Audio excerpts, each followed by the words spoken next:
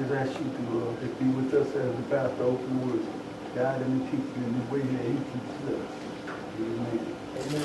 Amen. Next Thursday is the last class.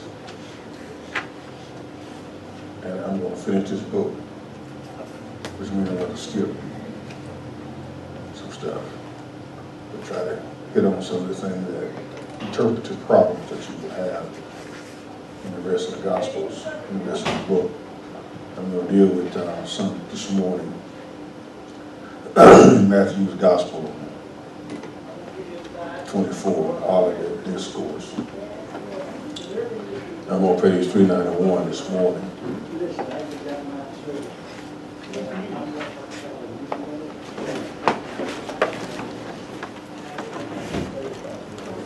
When we come back, we'll begin our class in theology.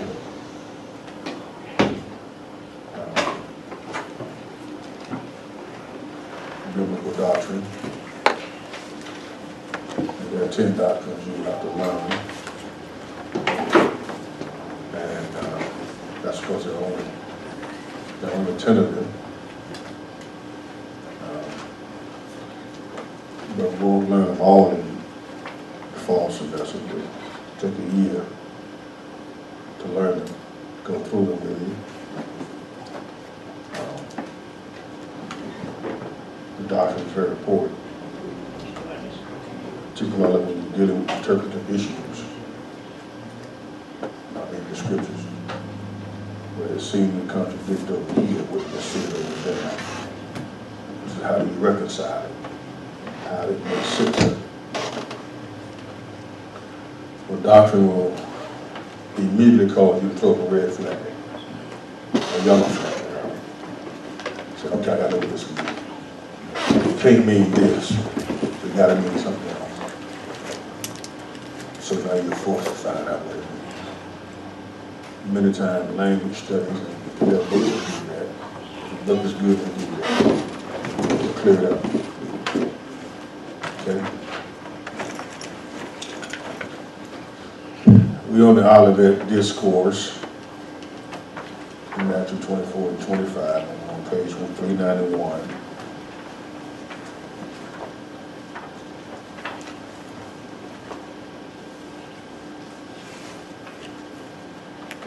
As Jesus continuing his teaching on his return.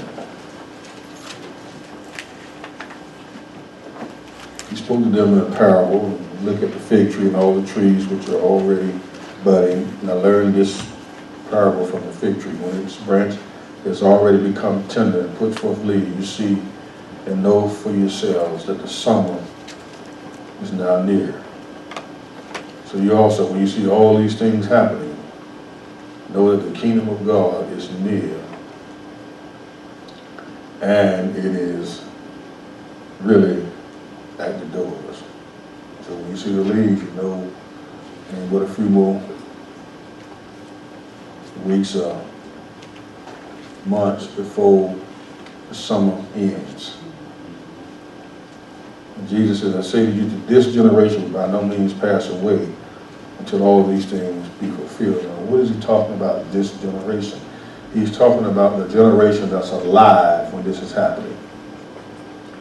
And this takes place after the church has been raptured. Okay? He's not talking about the generation today. He's talking about the generation that's alive when the events of Matthew 24 and 25 take place. Okay?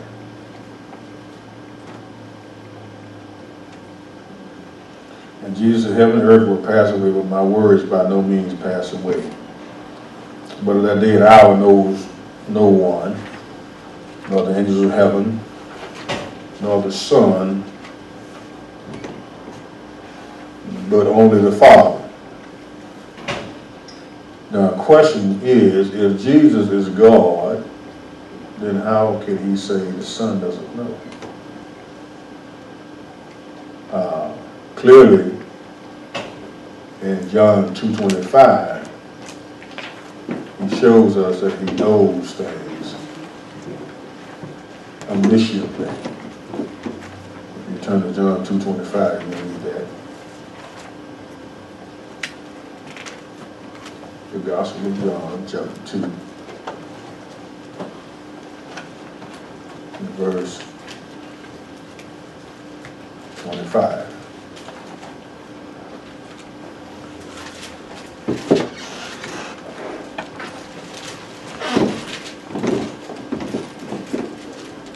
And notice what Jesus says to these people.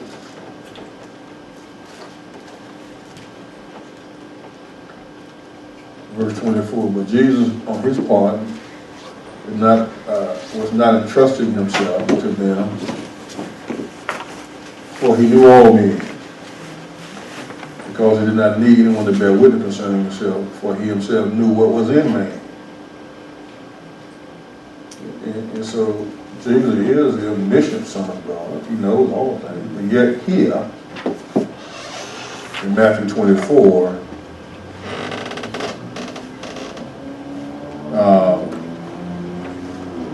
he says, in verse 36, only the Father knows when he's coming. So how do you reconcile it? How can Jesus be omniscient in one instance and then not be in the other? That's the implication. I think the author of this textbook did a fantastic job in giving a clear understanding of how to deal with that apparent contradiction. It's on the bottom of page 391.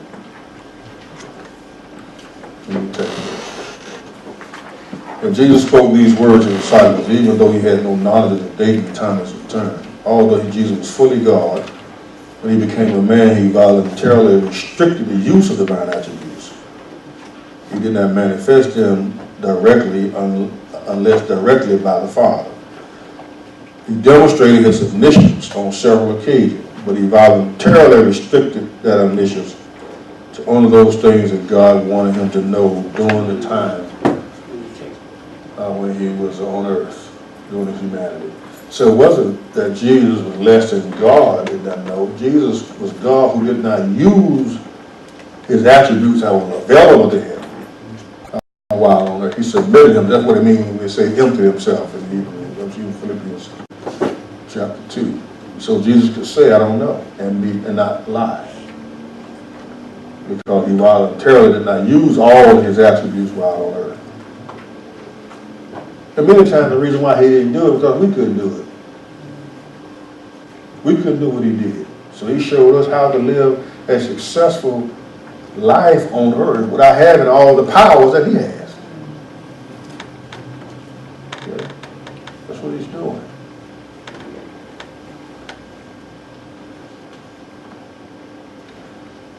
But as the days of Noah were, so also the coming of the Son of Man will be. For in those days before the flood, they were eating and drinking, marrying, and giving in marriage, until the day Noah entered the ark, and then until the flood came and took them all away. So also will be coming of the Son of Man be. That's why this is not the rapture. Can't be the rapture here.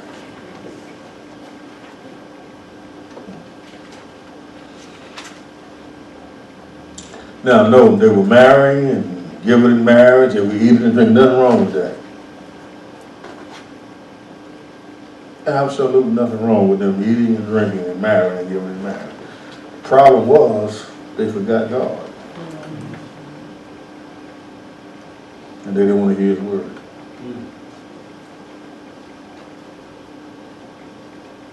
Until Noah entered the ark and the floods came and took them all where? Away. That's significant as we go further in these verses. Took them all, took who away? Huh? People were with them? Oh, there is. So it took them all away. Well, that's what the flood did, isn't it? Did it? Yes, that's what it indicates. There's no, but the only ones that were left was those who were in the ark. Oh! So those that were taken away were those where? Outside. outside the ark. Where will they take them to? Where? Death. The eternal Hell. rest. They were taken away to hell. Y'all see it? The only person that survived was Noah and his family. Noah survived, he and his family, and they entered the new world that God had made after the flood. Right? Because the earth, the flood cleansed the earth. Washed all everything away, didn't it? And God started over with Noah and his family, his sons. Right? That's key. That's why it says, look, notice now, it's going to be just like that when the coming of the Son of Man. So he's giving you an analogy. Look at the days of Noah. Look what happened then. The same is going to happen when I come. A different way, right? Huh? A different way, though. Just a different time frame. The analogy is the same. Now, what does it mean? He said 2 men will be in the field. One will be taken. Taken where? Where? Oh, I thought you gave the answer. Taken to hell. And the other one will be left. Left to do what?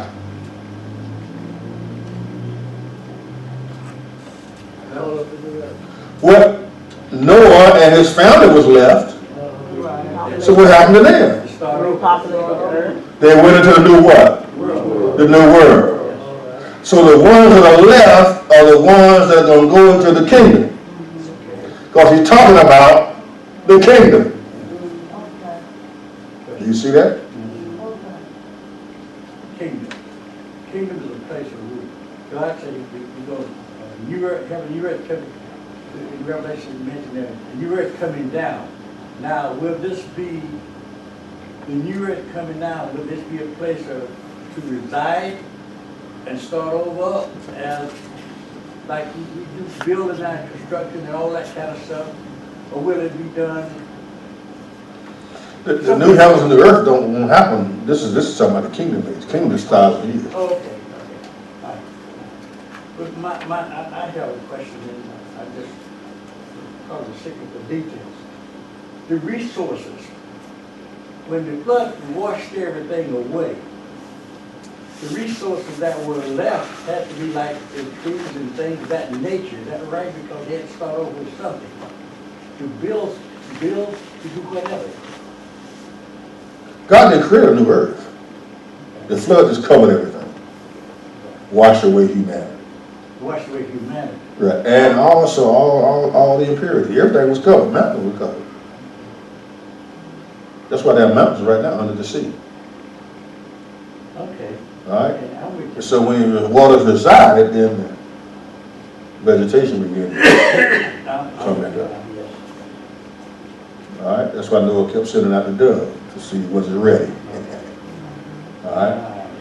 All right. Now this happens right after the tribulation period. Well, how do you know? Because it says in verse 29. Immediately after what? Tribulation. So these saints here are going to survive the tribulation. They're going to survive the wrath of Antichrist. And that's how God is going to help populate the kingdom age.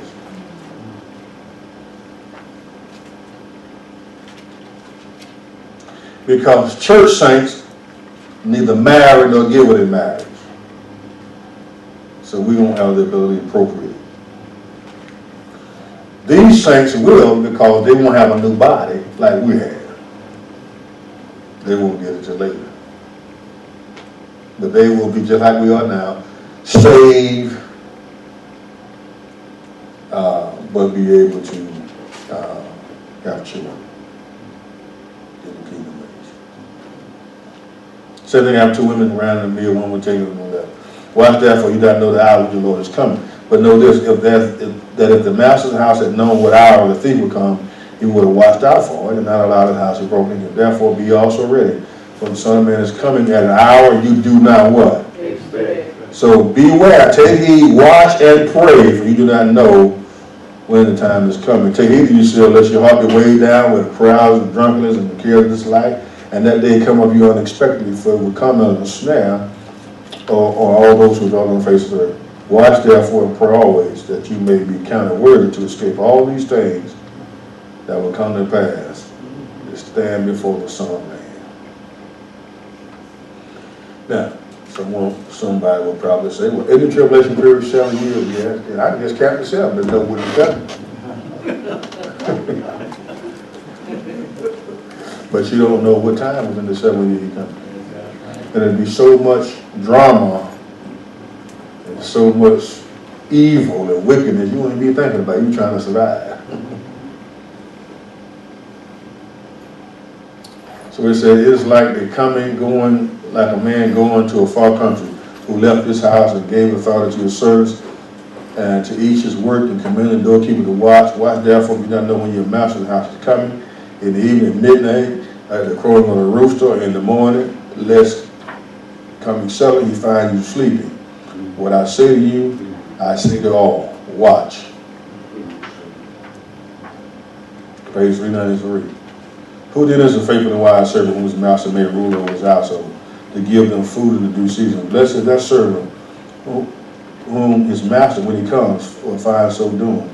Surely I say to you that he will make him ruler over his goods. But if the evil servant say in his heart, my master is delayed his coming, begins to beat his servant and eat and drink and drunk, as the master's servant will come in that day when he's not looking for him, and the hour that he's not aware of, and will cut him in two, and appoint him his portion for the hypocrites.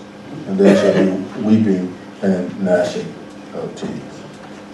See, now this is unbelievers who refuse to seriously take what Christ has said.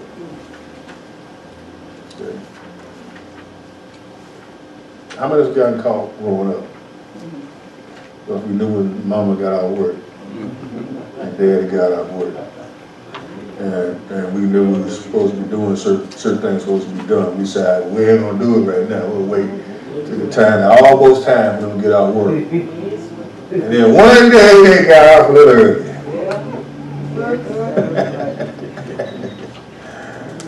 Like it was at my house, so my mom would tell me, I tell them,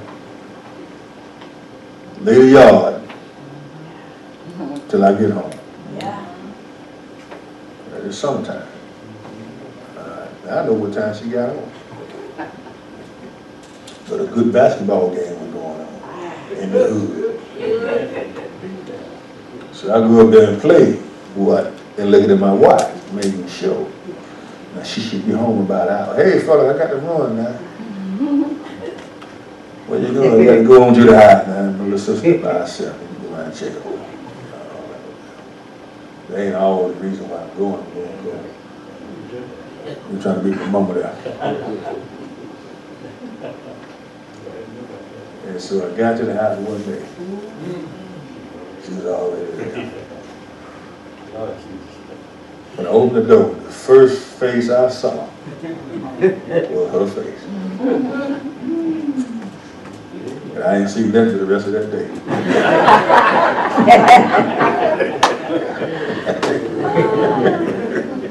I was like Ray Charles and Stevie Wonder the rest of the day. Because I didn't take her words serious. I didn't believe her. In effect, that's what happened, right? The same thing is applied to the 10 virgins. The story of the 10 virgins, don't delay. Don't procrastinate. People think they got time. How much time do you think they have? They don't know how much time they have. Then 163, page 395, the parable of the talents. Now the talent, he's not talking about singing. I'm talking about playing piano. All right. He's talking about money.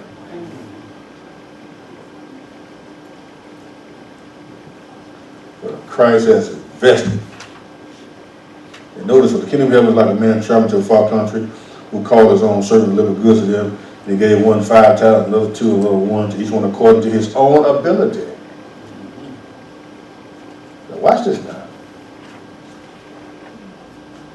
The master gave the servant talents according to what? The ability. So he gave one 5, right? He gave one 2, and he gave one 1. So he gave the talents according to their ability, but the rewards are the same. Interesting.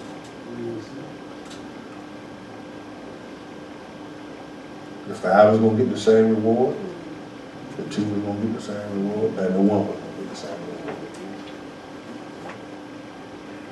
Keep that in mind. And he immediately went on a journey.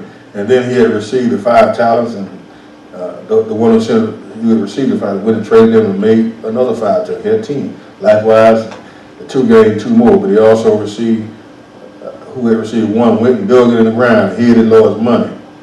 After a long time, the Lord of those servants came and settled accounts with them. So he who had the 5 talents came and brought 5 other talents. Say, Lord, you delivered me 5 talents. Look, I've gained 5 more. He said to them, well done, you good and faithful servant. You're faithful in a few things, I'll make you rule over many. Enter down to the joy of the Lord. He also received 2 talents and said, Lord, you delivered me 2 talents. Look, I've gained 2 more talents beside them. His Lord said to him, well done, thou good and faithful servant. You have been faithful over a few things, I will make you rule over many things. Enter into the joy of the Lord. Then he that received 1 talent and said, Lord, I knew you was a hard man. I know you want to reap, you didn't work. Gathering where you have not scattered. And I was afraid and went and hid your talent in the ground. Lord, there you have it. This is what is yours. But the Lord said, you wicked and lazy servant. You knew I reaped where I did not sow. I gathered where I did not scatter. So you ought to have at least deposited my money in the bank. If my come out, I receive back my own interest. Therefore, take the talent from him and give it to him who has 10 talents. For to everyone who has, even more will be given, and he will have abundance. But from him who does not have, even that which he had will be taken away, and cast it unprofitable servant out of darkness. There shall be weeping and gnashing of teeth. Yeah. So the issue here is not ability, but faithfulness.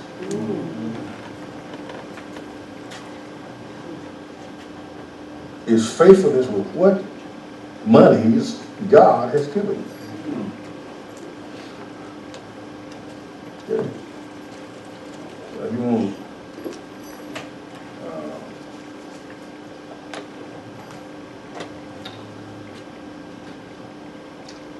those who have been given more than others are expected to give more than others. Because giving is an investment. That's why he said, lay for your, not for yourselves treasures on earth, but instead lay for yourselves treasures in heaven. No, you got to invest in the right bank. Right? That's why this passage tells me that heaven is going to be more enjoyable for some than others.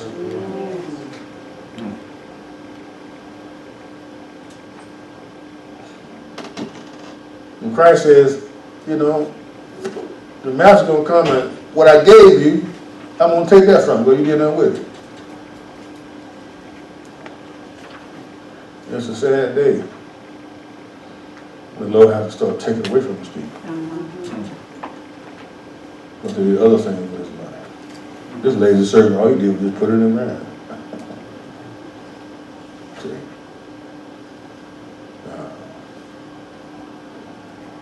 God is not looking at results. He's looking at faithfulness. Because he's giving each person according to what they can handle.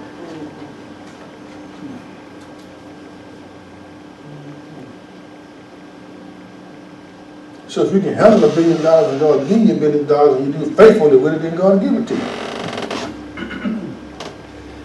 But the reward is the same as $1 billion or $5 if you're faithful.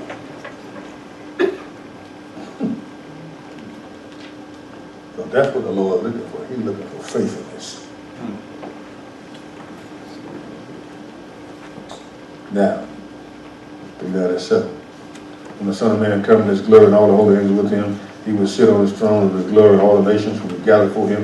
He will separate them one from another, as the shepherd divides the sheep from the goats. He will set the sheep on the right hand, the goats on the left. And the king will say to those on the right hand, come, you blessed of my Father, inherit the kingdom prepared for you before the foundation of the world. For I was hungry, you gave me food. I was thirsty, and you gave me drink. I was a stranger, you took me in. I was naked, you clothed me. I was sick, you visited me. I was in prison, and you came to me.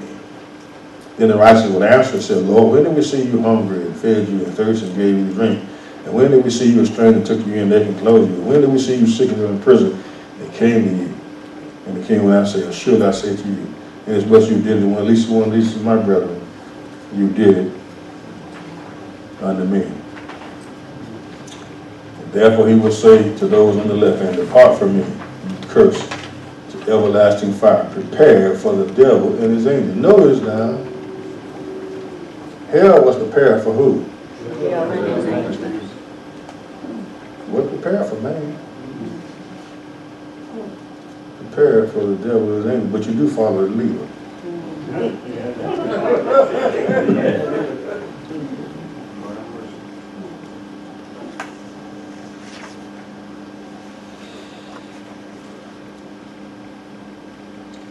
He says, for I was hungry, you gave me no food. I was thirsty, you gave me no drink. I was a stranger, you took me in. Naked, and I clothed me. Sick, and in prison, and you did not visit me. They didn't answer him, saying, Lord, when did we see you hungry or thirsty or naked in prison, did not minister to you? And he would say, surely I say to you, so much you did it, not one of these least of these, you did not do it to me. And these will go into everlasting punishment with the righteous and to eternal life. This is the judgment of the Gentiles at our Lord's return. How they treated the Jews during the tribulation period. God's people. See, you can't be, well, you can't be. I shudder to think when I hear pastors, black and white, denigrate the Jews. You know what I'm saying? How can you do that when Jesus is a Jew? It's because we bought so much into the media and all of their hatred toward Israel that sometimes the church has taken on what the world feels about the Jews. The Jews are God's people. Amen. They are the apple of God's eye. You mess with the Jews, you mess with God's eye. That doesn't mean that God is pleased with everything that Jews do. Yada, yada, yada. Nevertheless, they're still his people. And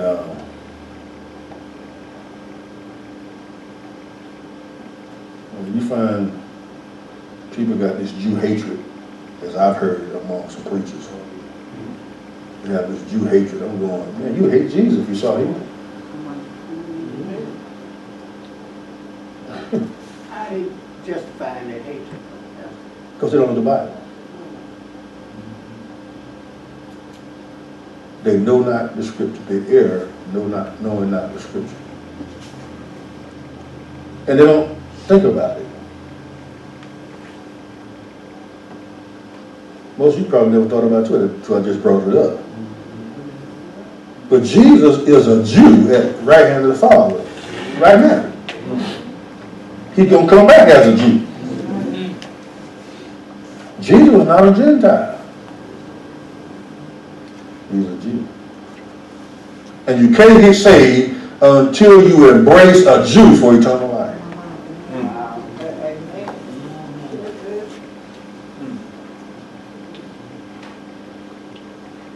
He's not going to become a Gentile so you can embrace it. He's going to still be who he is.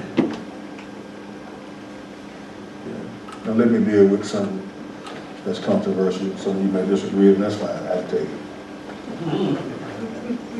Because what's going on in the Middle East, even as we're speaking, is there's a fight going on between Israel and Iran. And people asking me what I thought about the Iran deal. I think that was the worst deal that was ever done to mankind. Amen. Iran didn't even sign the deal. Did y'all know that? They didn't even sign it. They were not required to sign it. The deal stated and stipulated that inspectors can come and inspect Iran's nuclear sites at the ones of their own choosing. And after 10 years, they'll be free and nobody do what they want to do.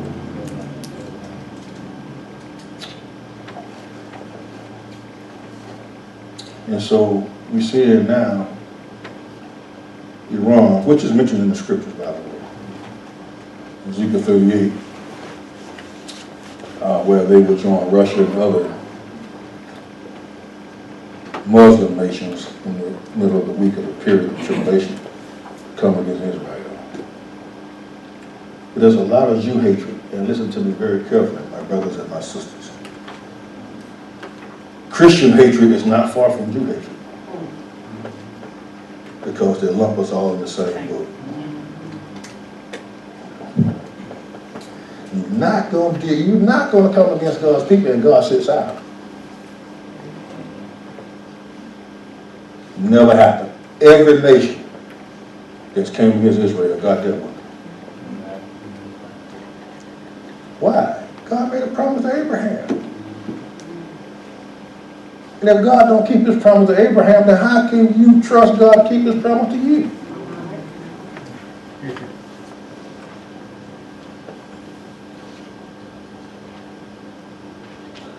So, I have no qualms that Israel will take care of business with Iran.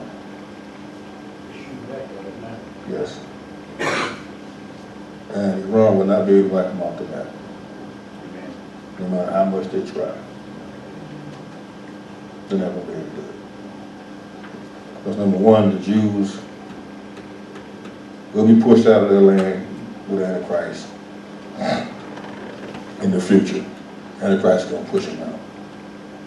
And the reason why he's going to push them out is because the scripture says Messiah must put them into the land. So you got to go out to come back in. And when they come back in, they're going to come back in under Messiah. That's what it talks about in Matthew 24. Gathering from the four winds, verse 31 of chapter 24. And he will send forth his angels with a great trumpet and gather together his elect from the four winds, the wing of the earth, sky, together. In other words, brothers and sisters, if you're going to understand biblical prophecy, you've got to get your eyes off of America, get your eyes on Israel. Amen. They're the key to understanding God's program for the end of this world. They're the key. And God is slowly taking our eyes off the West and putting our eyes back on the Middle East. And sometimes we get complacent and spread it back to the Middle East. So that's where it is. Right there. That little nation about the size of Delaware.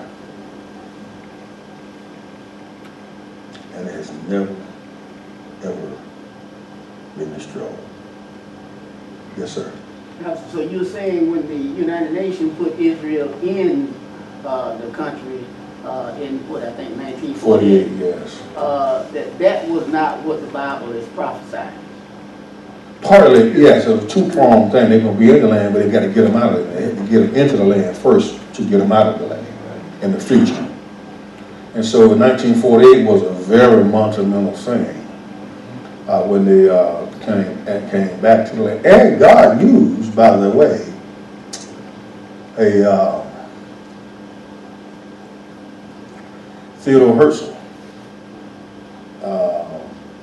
was a Jewish guy in the French army, I believe it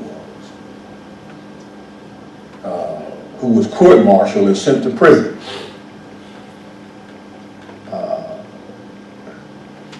At his trial, he was railroaded lied upon, and they found him guilty of espionage and yada, yada, yada. And there was a reporter there that looked at the trial. And after the trial was over, he wrote in the paper that a Jew can't get justice nowhere. It's best for us to Aletheia, go back to our homeland. And that started the trip of the Jewish people back to the nation of Israel. God used that trial to start that. And in 1948, they codified it. The United Nations, the British government codified it, Israel as, recognized Israel as a nation in 1948. But in the 1920s and 30s, this is where Aletheia began to happen.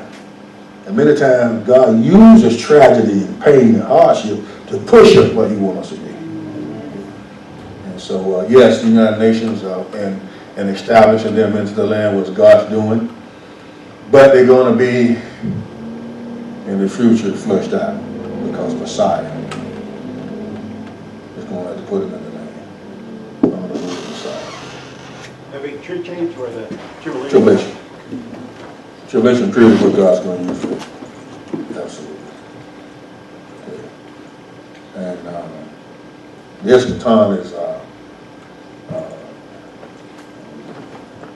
it's a lot more involved than I can teach you kid. Because I'm at their school next Thursday, so I can't. But you have a class and we get a theology. And you'll see where a lot of this misunderstanding take place in reference to the Jews called replacement theology. We see some of this in a lot of some of the Southern Baptists, other fine scholars, but when it comes to eschatology, they blame the Jews for what's going on in the Middle East with the Palestinians, and some of them are a part of the wanting the United States and other nations to divest.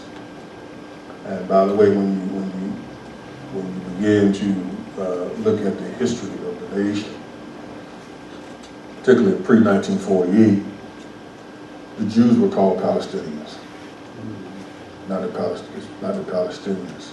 They resisted. In fact,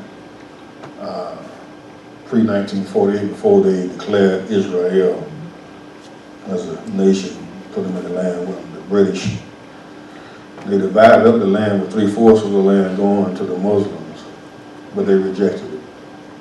They wanted all of it. And so they don't want to live with the Jew. They want to live in place of the Jew. Now, that brings back the prophecy of Genesis chapter 16. So turn your Bible to Genesis chapter 16. Because I don't think Americans understand the Muslim mindset.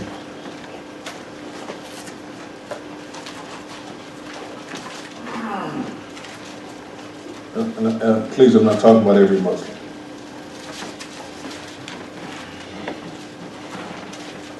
But particularly those that are radical.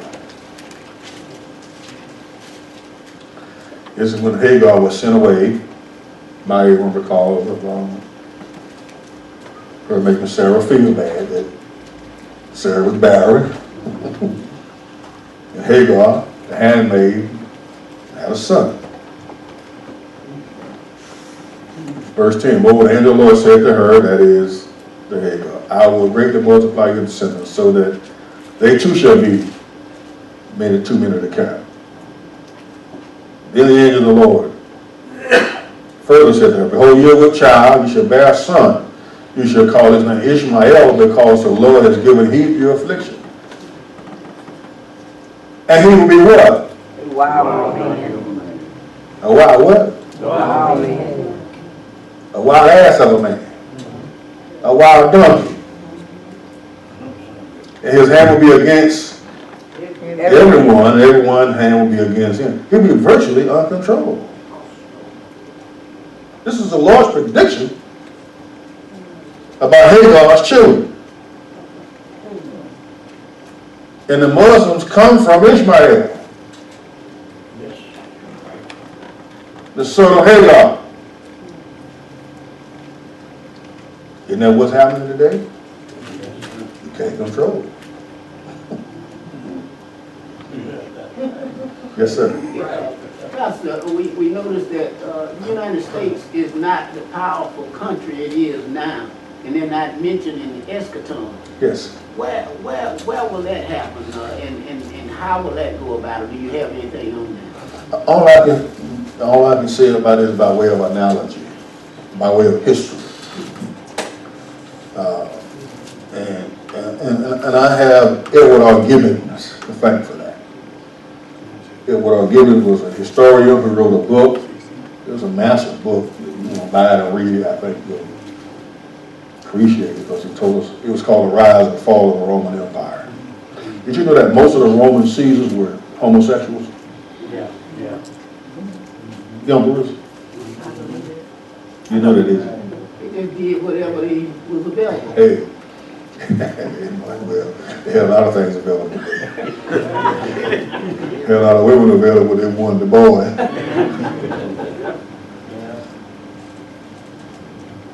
Rome codified into the law homosexuality. America has codified in its law homosexuality. Rome codified in its law abortion. America has codified in its law abortion. Rome is codified in its law, things like the transgenderism that we're seeing today. So all the decadent vices that went on in Rome, it was legal, a lot of the practice was legal to do. And Edward R. Gibbons in his book concluded that the greatest empire that ever existed in this world was the Roman Empire. And it failed without a shot being fired. Because it corroded morally from within. So it fell from the weight of its own sin. And that's the same thing I see is happening to America. We're going to fall, not because somebody is big enough to beat us. Russia ain't big enough to do it. Soviet Union's going to Russia, they ain't nothing. They bluster like they somebody. They ain't nothing. America right in a minute. But we ain't going to fall because of somebody beat us. We're going to fall because we beat ourselves morally. Lord have mercy. Right. And so that's the only thing I can see why America is not mentioned in prophecy. Russia is, Iran is, Turkey is, Ethiopia is, Libya is. America's not. During this period of history, was America even discovered at that time? I don't think so. Okay. No. That's the question. No. Because even Rome was, the Roman Empire was divided later on. But you know, when you look at what a historian is telling us, this is what happened to one of the most powerful, greatest empires that ever existed. There's not been an empire that existed on this earth like the Roman Empire. And yet it failed. It boasted of the greatest army, and it had a great army, about 5 million strong. Rome had built the roads. They bragged about Pax Romana, Roman peace. The empire was peaceful. But you could walk freely within the empire. Of course, they had certain things, you know. You always have some people that nod their heads, like the guy that fell among the thieves, the Good Samaritan. You get pockets of that going on. But generally speaking, you can sit out on your porch in Rome. They wouldn't get shot.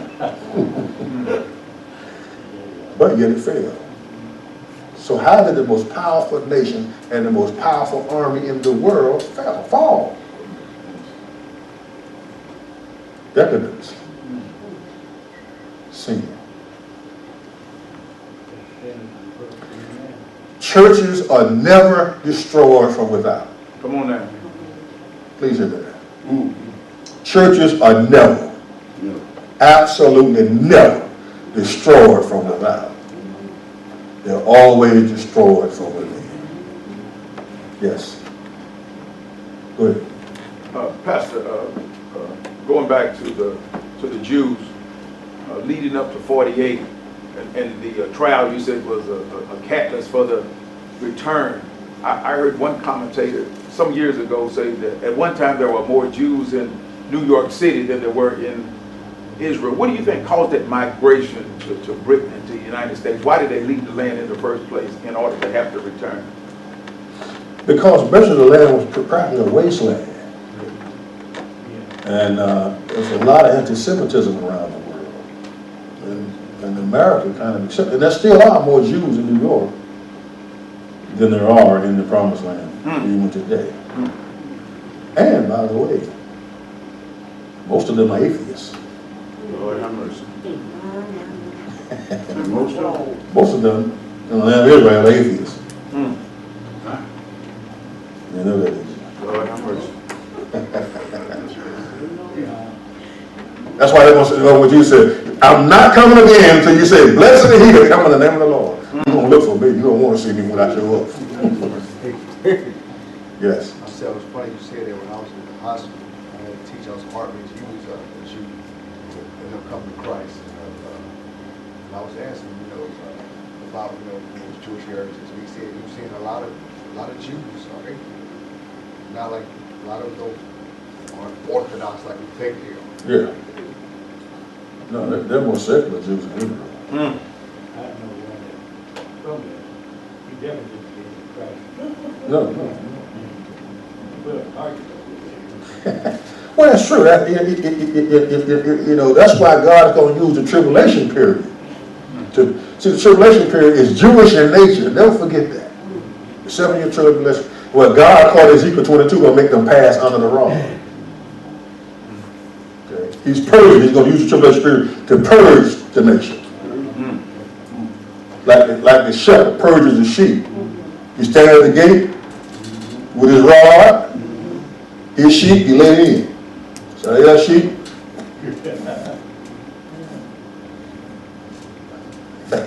Tribulation period is going to be a separation.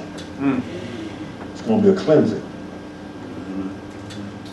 And the Jews, and in fact, Zechariah said, listen very carefully, this is interesting. Zechariah tells us that in one day the whole nation will be saved. Lord have mercy. 1 24-hour period.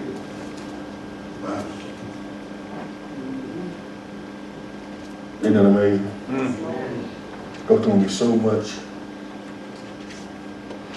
hell they're going to be experiencing from Antichrist that they're going to want the true Christ. Yes, sir. Pastor, what percentage of so-called Christians are not Christian? Oh, man, I don't know. I mean, well, I know, I've heard it said that in the church, about 20% were Christian. You got 25%, yes. Actually born again, yes. Yeah. And the rest of them are what? So Lost.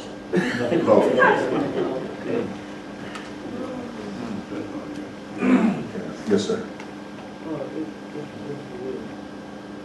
Going back If I can. going back to Genesis 16, verse 13.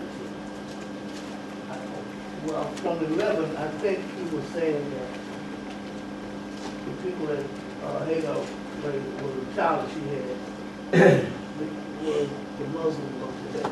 Yes. Okay. And so, verse 13 says that after Hagar used another name to refer to the Lord who had spoken to him. Would that be why they call him Allah? No. This is Elroy.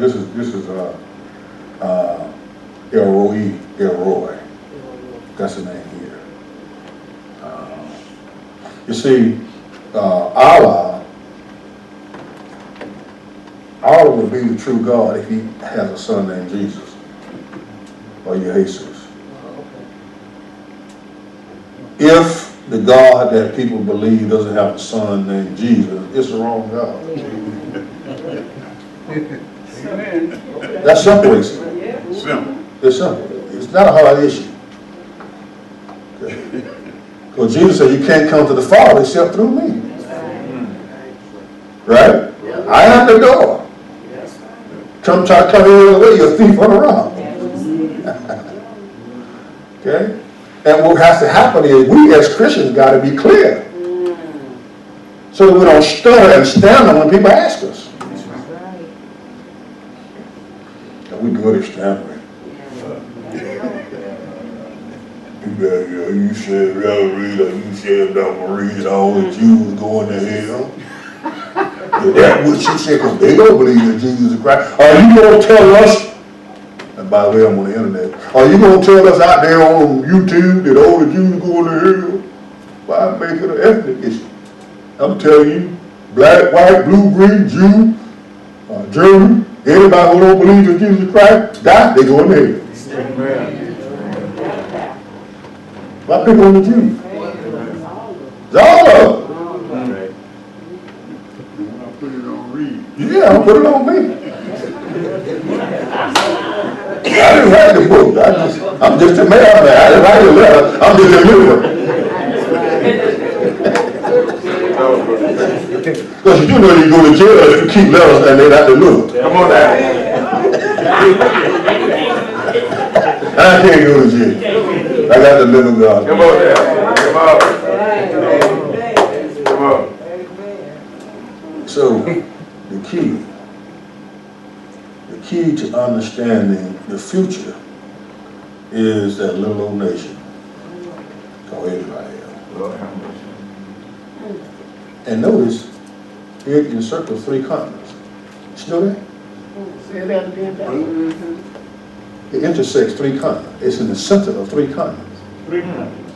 3 continents. Europe, Asia, Africa.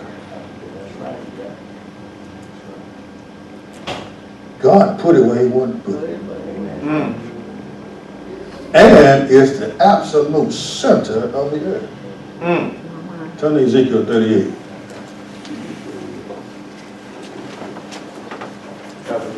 Yes, sir. Genesis 16, as we begin at verse 10. That, what did you say that was again in reference to the judgment of Gentiles when the Lord returned? You said that you took up Genesis 16. I was sharing you that about the Muslim issue.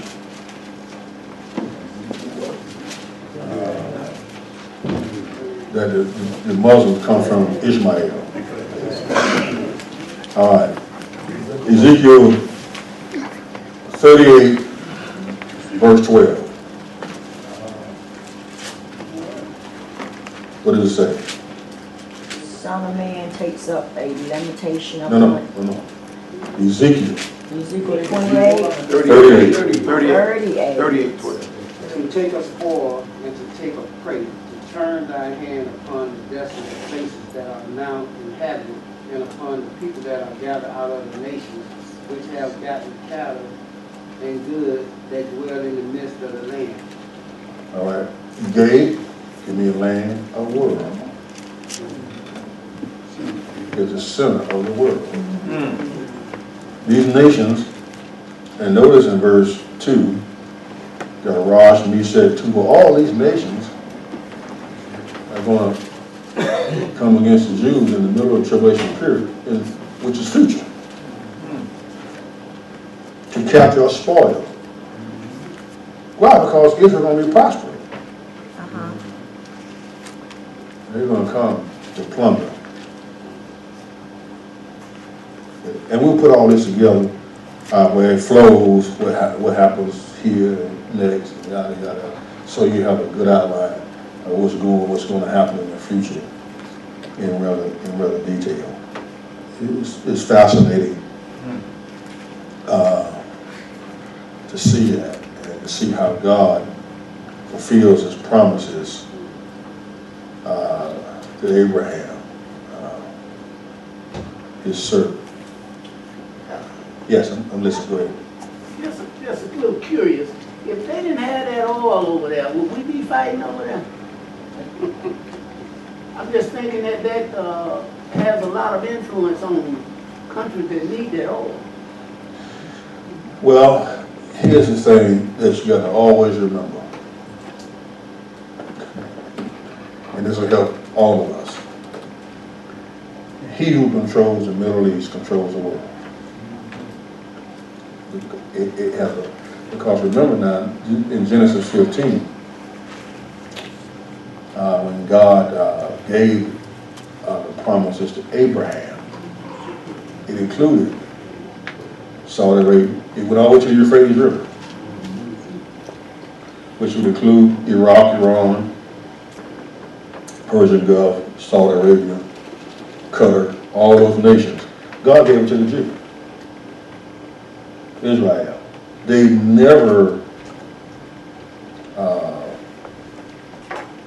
occupied it because of disobedience.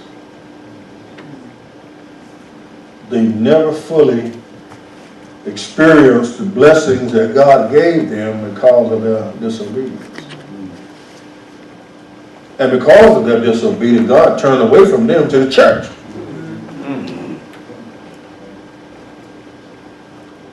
And then in the future, you're going to regraft them in, according to Romans 11. He once again going to be the head and not the tail. Right now, they're the tail. But eventually, in the future, they will be the head. And Jerusalem will be the capital of the earth. Of the earth? Absolutely. Because that's what it's meant to be. The capital of the earth. Not just the capital of Israel, it will be the capital of the world. Zechariah 14 says nations must make an annual trek to Jerusalem to worship the King of Kings and Lord of Lords. That's Zechariah 14. See, it's a lot to learn, ain't it? Lord have mercy. Huh? There's a whole lot to learn, almost impossible. But repetition, like you told us. Repetition is the key to learning. Right. I've heard it, a lot of this before. I just didn't remember the way every letter and every T and every I. But when you get into it, some of it comes back. Yeah. And some don't. See, me and your cousin, we've been studying this stuff at this level for over 30 years. And so some of this is second nature to us because but when I first heard it, I go, whoa. I was just like you guys. You gotta hear it again. Lord have mercy. And you gotta read for yourself. Amen. You can't depend on your church to give you everything you need. No church can do that. Come on now. Yeah, my church gives me some theology.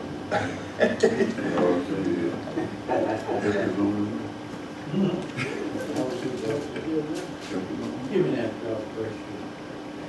I don't know what verse you're talking about. Zechariah. Chapter 14, verses 11 and following. Now, last day of class is next Thursday. No summer school. Huh? No summer There ain't no summer school.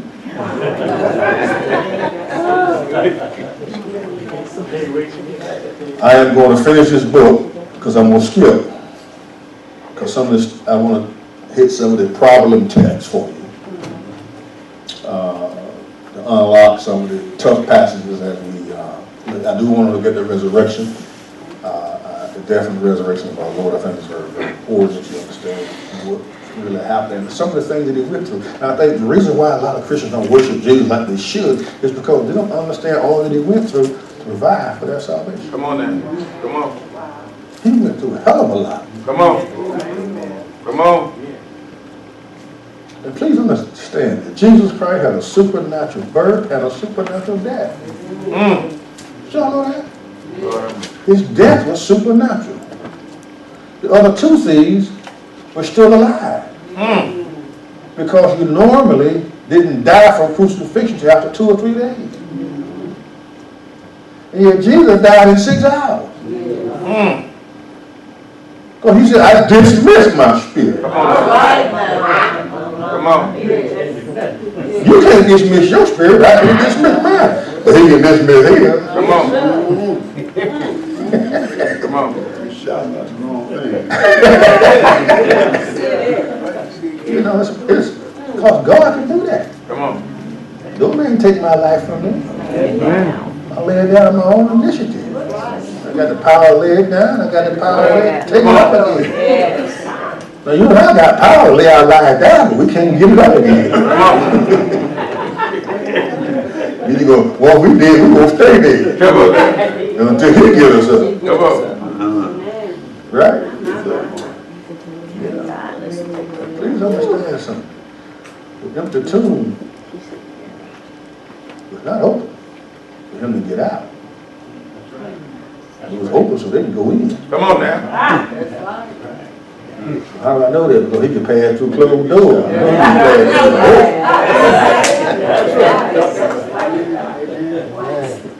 He was just letting them in.